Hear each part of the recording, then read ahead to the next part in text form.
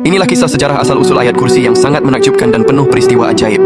Di antara 6.000 lebih ayat Al-Quran, ada satu ayat yang berdiri di puncak keagungan. Ia bukan sekadar teks suci, melainkan sebuah pernyataan kekuasaan ilahi yang kekuatannya menggetarkan langit dan bumi. Ayat suci itu adalah bernama ayat kursi, yaitu ayat ke-255 dari surah Al-Baqarah.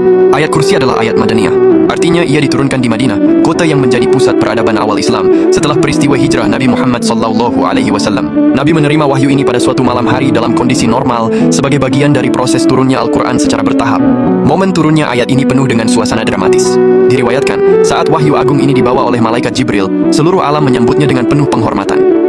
Terjadi getaran dahsyat yang membuat mahkota para raja di bumi berjatuhan dan setan-setan lari tunggang langgang. Peristiwa kosmik ini menunjukkan betapa besar dan agungnya pesan yang terkandung di dalam ayat ini. Ayat ini merupakan penegasan siapa penguasa tunggal alam semesta. Keajaiban ayat kursi sering dikaitkan dengan perlindungan dari gangguan termasuk dari setan. Sebuah kisah terkenal datang dari sahabat Abu Hurairah radhiyallahu anha. Dahulu beliau ditugaskan menjaga gudang zakat.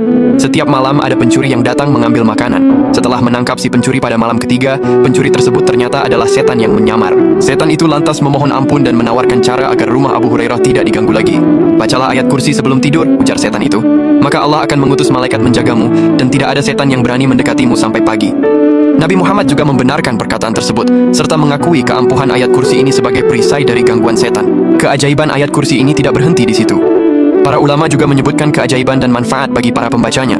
Yang pertama, sebagai pembuka segala kesusahan. Ayat kursi adalah ayat yang diberkahi, yang dapat membukakan kesulitan, menyingkirkan bencana, dan menghilangkan kesedihan dengan cepat.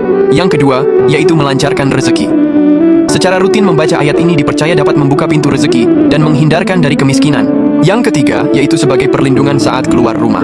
Jika dibaca saat keluar rumah, Allah akan mengutus 70.000 malaikat untuk melindunginya dari segala arah. Manfaat yang keempat, yaitu sebagai tiket surga dan ketenangan jiwa. Rasulullah pernah bersabda, barang siapa membaca ayat kursi setiap selesai sholat fardu, maka tidak ada yang menghalanginya untuk masuk surga kecuali kematian. Manfaat yang kelima, yaitu sebagai tameng dari segala keburukan. Ayat ini memberikan perlindungan ilahi dari jin, sihir, mata jahat, dan segala jenis bahaya yang terlihat maupun tak terlihat. Dan manfaat yang keenam, yaitu memudahkan sakaratul maut. Membaca rutin ayat ini juga dipercaya memudahkan proses sakaratul maut atau saat pencabutan nyawa. Jadi, ayat kursi adalah sumber ketenangan jiwa dan keamanan fisik. Mengamalkannya berarti menyerahkan diri sepenuhnya kepada Sang Penguasa Tunggal yang tidak pernah tidur dan tidak pernah lelah mengurus makhluknya. Ya Allah, semoga Engkau melindungi kami semua dari segala macam keburukan, bencana, dan kesulitan hidup. Amin.